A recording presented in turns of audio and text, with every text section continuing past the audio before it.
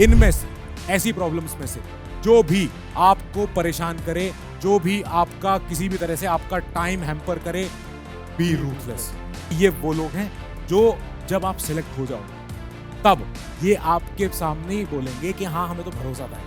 ये आजकल किसी ऐसा कोई व्यक्ति नहीं हो सकता जो ये नहीं जानता। तो इनकी हेल्प लो, ये आपके बेस्ट फ्रेंड्स हैं। इनको बोलो कि भैया बताओ हमारे लिए क्या बेस्ट चीज़ क्या है। इसके बाद जो बचा हुआ टाइम रहा था, उन्होंने यहाँ पे अपना फुल टाइम दिया। जिस भी नौकरी में थे नौकरी छोड़ दी, जो भी कर रहे थे छोड़ दिया और मेंस में बैठ गए। हेलो एवरीवन, कैसे हो, क्या हालचाल है? स्वागत है यूपीएससी वाला में। 2025 के लिए अब बात करनी है। मैं उन बच्चों से बात कर रहा हूं जो या तो सीरियस हो चुके हैं या सीरियस होना चाह रहे हैं, पर अभी भी कुछ ना कुछ डिस्ट्रैक्शन उनके साथ चल रहा है। अब आपको कैलेंडर आपको पता लग चुका है, पता है आपको कि ठीक है भैया अपना 25 मई को एग्जाम आ गया है। एक साल बच रहा है, तीनों स्टेजेस की लड़ाई लड़नी है, प्रीलिम्स, मेंस, इंटरव्यू, पूरी बात करेंगे। इस वीडियो को ध्यान से सुनना, कायदे से सुनना, आत्मसात करना कुछ सच्चाई को जो आपके साथ शेयर करूंगा मैं आज। जरूरी है इन पे अभी बात हो जाए क्योंकि फिर आगे चल के समय नहीं बचेगा। ये रहा प्रहार 2025। इंग्लिश और हिंदी बैचेस आपको अवेलेबल हैं। सारे बैच के फीचर्स आपको मिलते हैं, लाइव रिकॉर्डेड क्लासेस, सी सेट भी, इसके अलावा डेली प्रैक्टिस क्वेश्चंस भी और हमारे रेगुलर डाउट सेशंस। नाउ मुझे बात करनी है, जब इस कैलेंडर को आप देख रहे हो, इस कैलेंडर में हमारी सारे एग्जाम्स की इसमें यूपीएससी ने यहाँ पे लिस्ट दे रखी है कि हम कौन सा एग्जाम कौन से दिन कराएंगे। ठीक बात। 25 मई को हमारा पेपर है, इसके बाद हमारे मेंस होंगे अगस्त में। समय कम है प्रीलिम्स और मेंस के बीच में, प्रीलिम्स और मेंस। अब इसीलिए आज ही से पहली बात तो एक चीज अपने पास रखो, जो है सिलेबस। सिलेबस का प्रिंट आउट निकाल लो, ज्यादा बेहतर है बजाय उसका पीडीएफ रखने से। सिलेबस हाथ में रखो हर चीज, और ये देख लो कि मेरे सब्जेक्ट कौन कौन से हैं, क्या मेरा ऑप्शनल अभी तक सेटल हो पाया कि नहीं हो पाया है, चुन पाया हूं कि नहीं चुन पाया हूं। कई बच्चों से अभी बात कर रहा हूं, वो कह रहे सर ऑप्शनल हमारा सॉर्टेड नहीं है, अभी पता ही नहीं है कि ऑप्शनल क्या डिसाइड करें, पॉलिटिकल साइंस करें, सोशियो करें, जो भी करें। यहाँ पे हमें कंपलसरी इंडियन लैंग्वेज, इंग्लिश, ऐसे पेपर्स को अभी हम बाद में देखेंगे, ठीक है, इन पे ज्यादा फोकस नहीं करना है। जो हमारे ऐसे पेपर है जिनकी वजह से हमारी मेरिट तैयार होगी, ये 1750, इसमें से हम कैसे अपने 850 से 900 के बीच में लेके आए ताकि इंटरव्यू के ऊपर बहुत ज्यादा डिपेंडेंट ना होना पड़े। अब इसी की बात करनी है मुझे आपसे। मैं पूरे साल के लिए आपके लिए लाया था स्ट्रेटेजी, मुझे ये बात करनी है कि हम कैसे करें। आज है मई, मई से लेके दिसंबर, इस साल के अंत तक आपके पास समय है जब आप तैयारी कर सकते हो मेंस की।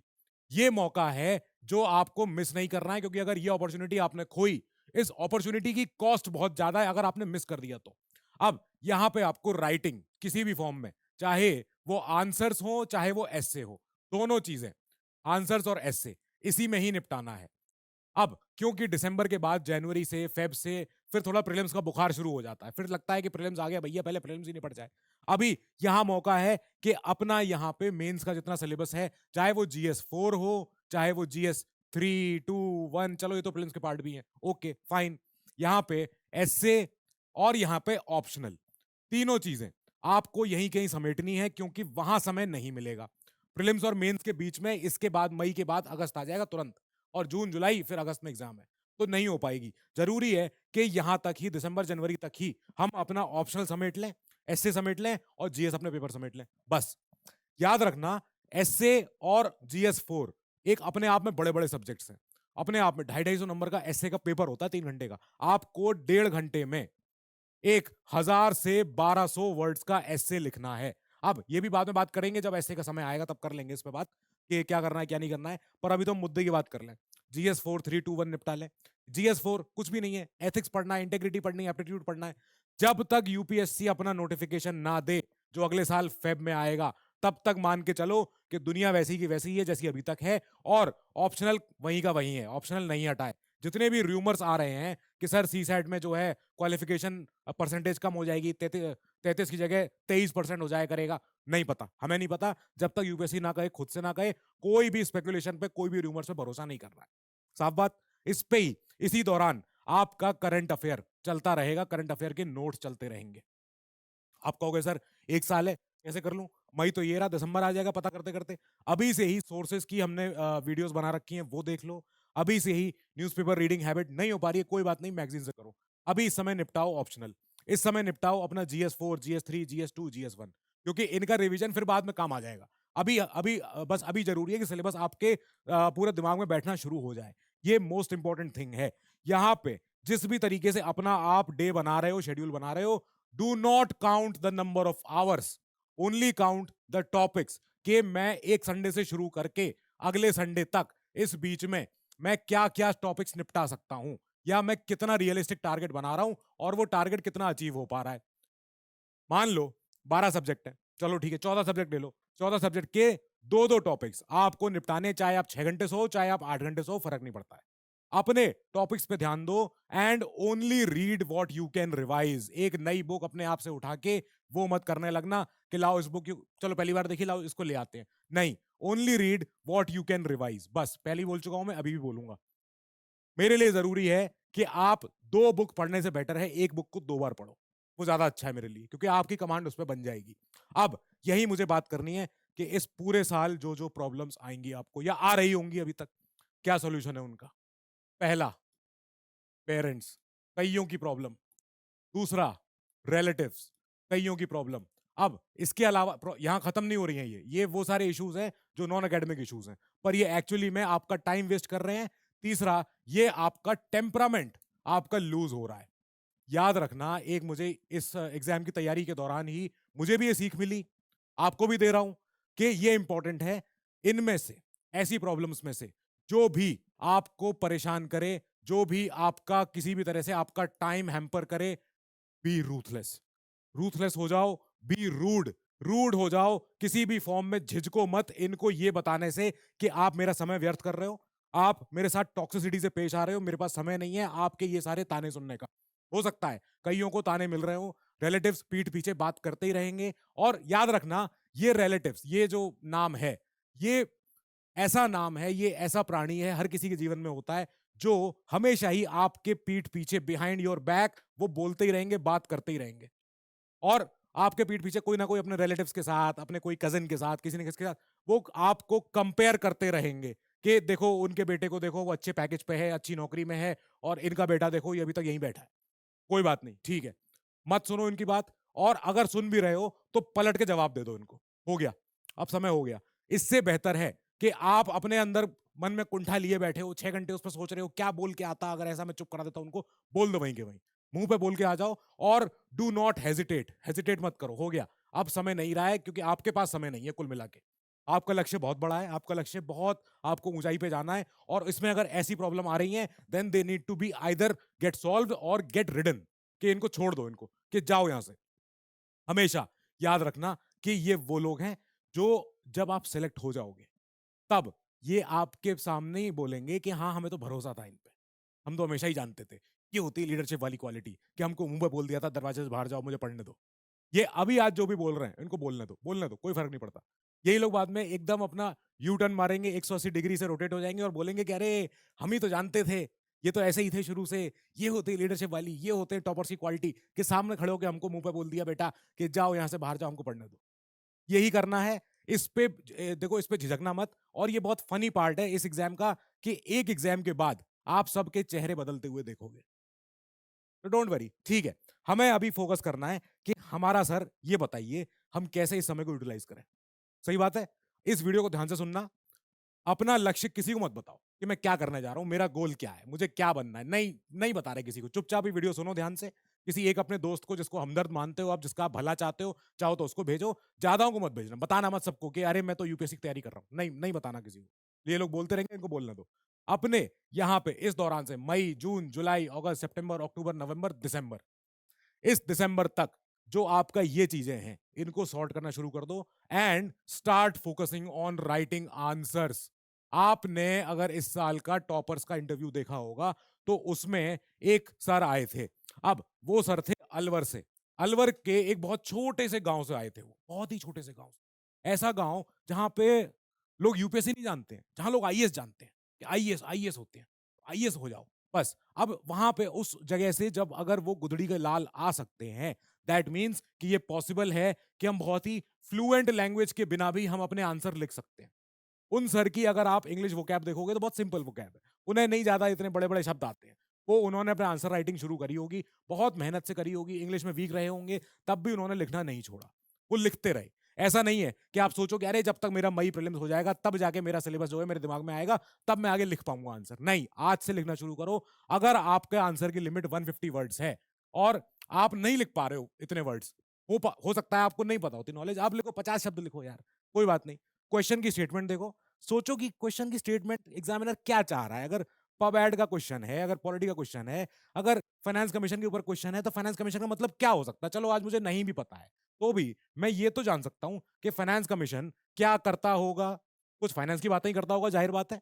अब यहां पे जरूरी है कि मैं अपने आंसर में ये इन्वॉल्व करूं कि मेरे 150 वर्ड तक मैं कितना कितना डेटा दे पा रहा हूं, मैं क्या क्या लिख सकता हूं उसमें, 50 शब्दों में, 60 शब्दों में। फिर उसको मैं दिखाऊंगा अपने किसी टीचर को, मेंटोर को दिखाऊंगा। हमें दिखाओ, आप टेलीग्राम पे दिखाओ, कहीं भी दिखाओ, टीचरों से बात करो, मेंटोरशिप्स ले लो। गाइडेंस आपको जरूरी है, क्योंकि एक ऐसा नहीं हो सकता कि कोई आइसोलेटेड होके एक अलग बंद कमरे में रह के आईएएस बन के निकल जाए वहां से, उस कमरे से नहीं हो पाएगा। जरूरी है कि आपको यहाँ पे गाइडेंस मिले आपको। और इससे भी बेटर, सबसे बढ़िया आपका दोस्त ये है। इसको तो इसको तो जानते ही हो आप, इसको तो जानते ही हो आप। ये आजकल किसी ऐसा कोई व्यक्ति नहीं हो सकता जो ये नहीं जानता हो। तो इनकी हेल्प लो, ये आपके बेस्ट फ्रेंड्स हैं। इनको बोलो कि भैया बताओ हमारे लिए क्या बेस्ट चीज क्या है। जरूरी है कि आप एआई के थ्रू, गूगल के थ्रू, गूगल का तो भरपूर, गूगल के सारे प्रोडक्ट्स जितने आते हैं उनका आप यूटिलाइजेशन शुरू कर दो। मैं पहले भी कह चुका हूं कि यहां पे आपको चाहिए कि गूगल के आप पीडीएफ्स यूज करो, जो डॉक्स होते हैं। गूगल का कैलेंडर यूज करो, अपने कैलेंडर में अपने अपने हिसाब से टॉपिक्स, इवेंट्स, डेट्स फाइनलाइज करो कि इस डेट तक मेरा ये टू डू लिस्ट है, मेरा ये टास्क है। और अगर आप गूगल से, अगर आप अपने डॉक्स बना रहे हो, डॉक्यूमेंट्स, उससे पता है फायदा क्या होगा। फायदा उससे ये होगा, जब भी अगर आपको कोई एक अगर वर्ड सर्च करना है, मान लेते हैं आपको वर्ड सर्च करना है फूड प्रोसेसिंग।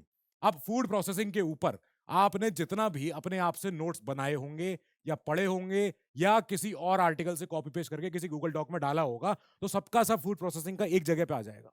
ये आपको हेल्प करेगा जब आप रिवीजन करोगे। जरूरी है कि आप आज के इंटरनेट युग के, इंफॉर्मेशन टेक्नोलॉजी के युग के, आप जितने सारे टूल्स हैं उनका यूटिलाइजेशन करना शुरू करो। इंपॉर्टेंट है, जरूरी है, इसलिए कह रहा हूं। गूगल शीट्स ये बनाना शुरू करो, फायदा मिलेगा। एक्सेल शीट जो होती है अपने आप से बनाओ कि हाँ साहब, मैंने, ये मेरा शेड्यूल था, इतना इतना मैंने कर लिया है, इतने मार्क्स का मेरा सॉर्टेड है। अब इसके बाद जरूरी है कि मैं और ज्यादा अपनी बस नोक पेनी करूं। कैसे करूंगा मैं अपनी शार्पन? मैं करूंगा थ्रू प्रैक्टिस। जैसे ही हमारा जनवरी शुरू हो जाएगा, हम यहां से प्रीलिम्स की तरफ फोकस करना शुरू कर देंगे। हो सकता है किसी का ऑप्शनल बड़ा हो, तो ये वाला लेंथ थोड़ी यहां तक जा सकती है। मान लेते हैं किसी का मैथ्स ऑप्शनल है, अब मैथ्स ऑप्शनल ही चलता है जनवरी तक ही, तो ठीक है, कोई बात नहीं, वो भी हो सकता है, तो हो सकता है। पर जैन के बाद फेब, मार्च, अप्रैल, मई, 4 महीने हैं। इस समय पे ही हम यहाँ पे फोकस करना शुरू करेंगे। सी सैट पे हम फोकस करना शुरू करेंगे, मॉक टेस्ट पे हम यहाँ फोकस करना शुरू करेंगे, रिवीजन पे। तब जाके हम 25 मई के लिए प्रिपेयर हो पाएंगे। ये 25 मई का प्रिपरेशन कुल मिला के कितने नंबर्स के लिए है? ये लड़ाई है कुल मिला के 100 से 110 नंबर्स की, जीएस पेपर 1 में। और सेकंड पेपर में 66.66666 जीएस पेपर 2 में, वही जो हमारा सी सेट है। अब बस इतनी लड़ाई करनी है।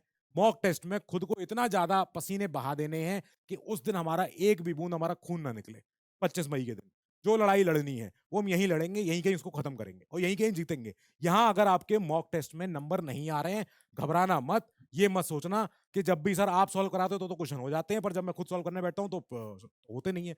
मॉक्स में जनरली क्या होता है, जो लेवल होता है वो बहुत डिफिकल्ट होता है, ज्यादा ही रखते हैं। जरूरी भी है, क्योंकि आप यूपीएससी एग्जाम देने जा रहे हो, आप कोई हल्का टुच्चा पेपर देने नहीं जा रहे हो। तो यहाँ पे लेवल जो होगा बहुत डिफिकल्ट होगा, अप ही होगा। अगर यहाँ पे आपके 70 से 80 आ रहे हैं, that means you are doing good, okay fine. जहां जहां गलतियां हो रही हैं, जो नेगेटिव मार्क, मैंने अभी पीछे पीवाई की उसकी वीडियो करवाई थी, उसमें मैंने बीच में बताया था कि मॉक्स को एनालाइज कैसे करना होता है, कैसे करते हैं मॉक्स को एनालाइज, वैसे ही करना मॉक्स को एनालाइज। अब इसके बाद जब मॉक्स की प्रैक्टिस हो जाए, इसमें आप देखो कि आपके जितने भी बैड शॉट्स थे, ये वहीं का एनालिसिस का वीडियो है ये, उसी में मैंने बताया था कि जितने आपके बैड शॉट्स थे, उन बैड शॉट्स को भाई एनालाइज करो कि ऐसा क्या वजह है कि मेरा जो है सब्जेक्ट, मान लो कोई एक सब्जेक्ट मेरा स्ट्रांग है, ये वाले सारे मेरे अच्छे हैं, पर मेरा खाली एक सब्जेक्ट है, चलो इकोनॉमी होगा किसी का या किसी का एनवायरनमेंट होगा, तो अब उस पर फोकस करो कि ये वाला मेरा इतना कमजोर क्यों जा रहा है, क्या मैंने रिवीजन नहीं किया है, क्या मुझे पता ही नहीं है?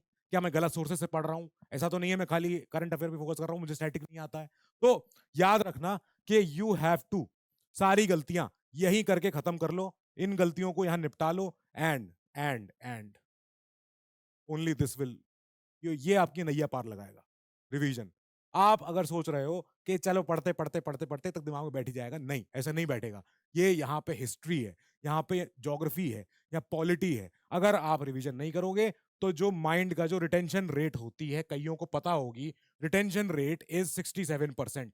ये अगर आपने रिवीजन नहीं किया, गया 2/3 आपका रहेगा दिमाग में, 1/3 आपका दिमाग से चले जाएगा अगर आप रिवीजन नहीं कर रहे हो तो।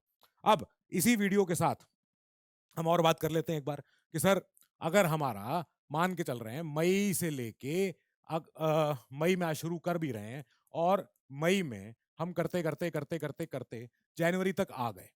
अब जनवरी तक आते आते भी अगर हमारा ऑप्शनल रेडी नहीं है, मान के चलो 1%, जो कि होना नहीं चाहिए पहली बात तो, अगर हो रहा है तो इस पे फिर अब सोच विचार की जरूरत है कि ऐसा क्या वजह हो गई। क्या आपके ऑप्शनल आपका मनपसंद नहीं था? क्या ऑप्शनल पे आप बोर हो जा रहे थे? ऑप्शनल की पढ़ाई जो है जीएस से मैच नहीं कर रही थी, आपने सोचा बाद में कर लूंगा, देख लूंगा? तो तब भी जनवरी के बाद भी मई तक, ये मैं सोचना कि अब मई आ ही चुकी है, क्या करूंगा अगले साल, फॉर्म भरूं कि ना भरूं, अटेम्प्ट दूं कि ना दूं। अटेम्प्ट मत मिस करना। कईयों के साथ ये भी हुआ है कि उन्होंने 4 महीने में उन्होंने अपना प्रीलिम्स निकाला है। पॉसिबल है ये एक्चुअली पॉसिबल है, ये हो सकता है, हुआ है, लोगों से ही हुआ है, इसलिए बता रहा हूं। और इसके बाद जो बचा हुआ टाइम रहा था, उन्होंने यहाँ पे अपना फुल टाइम दिया, जिस भी नौकरी में थे नौकरी छोड़ दी, जो भी कर रहे थे छोड़ दिया, और मेंस में बैठ गए। ये नहीं सोचा उन्होंने कि अब प्रीलिम्स दूं कि ना दूं, हो गया अब देखा जाएगा, नहीं, उन्होंने कहा अब जरूरी है, अब समय आ सकता है, क्या पता चांस है मेरे पास, हो गया। तो मेंस दिया लोगों ने, और मेंस के बाद इंटरव्यू। अब इंटरव्यू में अगर आप ये बात बोल भी आ गए कि सर मैंने तो थोड़ा सा ही समय दिया था और मैं मेंस तक आ गया, मतलब आप टैलेंटेड हो, तो ऑब्वियसली एक पैनलिस्ट के मन में ये आ जाएगा कि ये शार्प है, ये कैंडिडेट अवेयर है, ये कैंडिडेट अवेयर भी है, शार्प भी है, रिटेन कर सकता है, फोटोग्राफिक मेमोरी है, why should we not hire him, why should we not recommend him. तो ये आपके लिए फायदा ही देगा। अगर आप इस अटेम्प्ट में ये अगर आप प्रीलिम्स क्लियर कर दे रहे हो तो आपकी आधी लड़ाई खत्म। प्रीलिम्स क्या है? प्रीलिम्स एक एग्जाम ऑफ रिजेक्शन है, कि जहां जहां पे अच्छे कैंडिडेट्स को हम निकालते हैं, छोड़ते हैं, कितनी सीटें नहीं है आपके लिए। अब यहीं पे आपकी लड़ाई जो हमारी बॉटल नेक है, बस अगर वो पार हो गई तो फिर तो बस अब क्या, अब तो एक छोटी बैटल और बची है मेंस की। अब मेंस अगर आप पिछले यहां से यहां तैयारी कर रहे थे, हो गया आपका आधा काम। आपने आंसर राइटिंग करी है, आपने फीडबैक लिया है, फीडबैक पे काम किया है, फिर दोबारा फीडबैक पे काम करने के बाद दोबारा से सेकंड टाइम उस आंसर को दोबारा लिखा, और फिर आपने देखा कि हाँ साहब लो इंप्रूवमेंट है। हमें नहीं चाहिए 10 में से 8 9 10 नंबर, नहीं, हमें चाहिए जो हमारा एक पेपर होता है मेंस का, जिसमें हम 20 क्वेश्चंस करते हैं। इन 20 क्वेश्चंस में से जो 3 घंटे में शुरू के, मैं ऐसे करके बना रहा हूं, अब आप देखते जाना। यहां पे ऐसे वाले जो क्वेश्चन, अब ऐसे टाइम खत्म होता जा रहा है। ये पेपर की शुरुआत है, जब पेपर में सुबह जब 9 बजे आप बैठे थे वो समय है, और ये पेपर का लास्ट है। अब आपके जो आंसर्स होंगे मेंस में, वो सबसे अच्छे आंसर्स यहां होंगे। लास्ट में आते आते तक आपके आंसर थोड़े से इनकी क्वालिटी डिटेरियोरेट होने लग जाएगी, ये कम हो जाएगी, क्योंकि एग्जाम में इतना समय नहीं होता है कि आप बैठ के बस अपना आराम से एकदम बढ़िया सा निबंध उस पर लिखो, नहीं है समय आपके पास। तो लास्ट के क्वेश्चंस में बस आप डेटा डेटा मार के अगर आप आ भी गए, यहाँ पे अगर आप 10 में से 7 8 9 यहाँ पे नंबर ला रहे हो, यहाँ के क्वेश्चंस में भी अगर आपके पास प्रैक्टिस काफी है, सफिशिएंट है, देन यू कैन हैव यहाँ पे 6 to 7 मार्क्स ऑल्सो। आ जाएगा, आ जाएगा, हुआ है, लोगों से ही हुआ है। पर प्रैक्टिस लगती है हर चीज में, हार्ड वर्क जरूरी है, पहले भी बोला मैंने, अब भी बोलूंगा, hard work beats talent when talent does not work hard. तो याद रखना, एक पेपर को, मेंस के पेपर को सॉल्व करने के लिए 3 घंटे सफिशिएंट नहीं होते हैं, नहीं हो सकते। किसी टॉपर से ही पूछ लो आप, कोई भी कहेगा नहीं, ये बहुत बड़ा टास्क है, इतने बड़े बड़े क्वेश्चन, 150 वर्ड 250 वर्ड्स के आंसर लिखना, आप सोचो 3 घंटे में लिख डालू मैं, नहीं समय है। आप छांटो कि आपके बेस्ट आंसर कहाँ कहाँ हो सकते हैं, बाकी आंसर्स को आप बस फिल करो, किसी भी तरह जगह भरो, ये होना चाहिए। और ऐसे के लिए बताऊंगा स्ट्रेटेजी सब कुछ, कि कैसे एक पेज पे दो पैरा लिखने हैं, और ऐसे आपको बस 20 पैरा में खत्म करना है, टॉपिक्स टॉपिक्स के चुनाव के दौरान क्या क्या बातें ध्यान में रखनी है, सब आएगा, डिस्कशन होगा। पर अभी समय है कि आप अपना ऑप्शनल सॉर्ट कर लो। ऑप्शनल आपकी जो चॉइस हो जाए, अब उस पर अडिग रहना, टिके रहना। ये मत सोचना कि अब मई में चुन लिया सोशियोलॉजी, पर लेकिन अक्टूबर नवंबर में आते आते सोचा कि अरे नहीं हमसे ना हो पाएगा, एंथ्रो ले लेते हैं। नहीं, ये मत कर देना। अब जो डिसाइड कर लो वही के वही फाइनल रहेगा। इस साल तो वही रहेगा, अगले साल फिर देखेंगे, अगले अगर बदलना भी है तो अगले साल बदलेंगे। चलो, वो भी एक एस्पेक्ट हो सकता है प्रिपरेशन का, कोई बात नहीं, ठीक है। जब तक ऑप्शनल के लिए कोई यूपीएससी ना बताए, तब तक किसी अफवाह में मत आना कि अरे ऑप्शनल क्या पता हट गया तो कोई नया स्पेसिफिक पेपर आ जाएगा वो पढ़ेंगे। नहीं, अभी नहीं बताया यूपीएससी ने तो मतलब कुछ नहीं पता हमें, जैसा पेपर है वैसा का वैसा ही होगा। सो विद दिस कर रहे हैं इस वीडियो को समाप्त। इसके बाद अगर आपको और कोई स्ट्रेटेजी चाहिए, कोई डाउट आ रहा है मन में, किसी भी तरह का कोई भी क्वेश्चन है, आप कमेंट से पूछो। I am there for you, we are there for you. Keep studying, stay safe, good luck.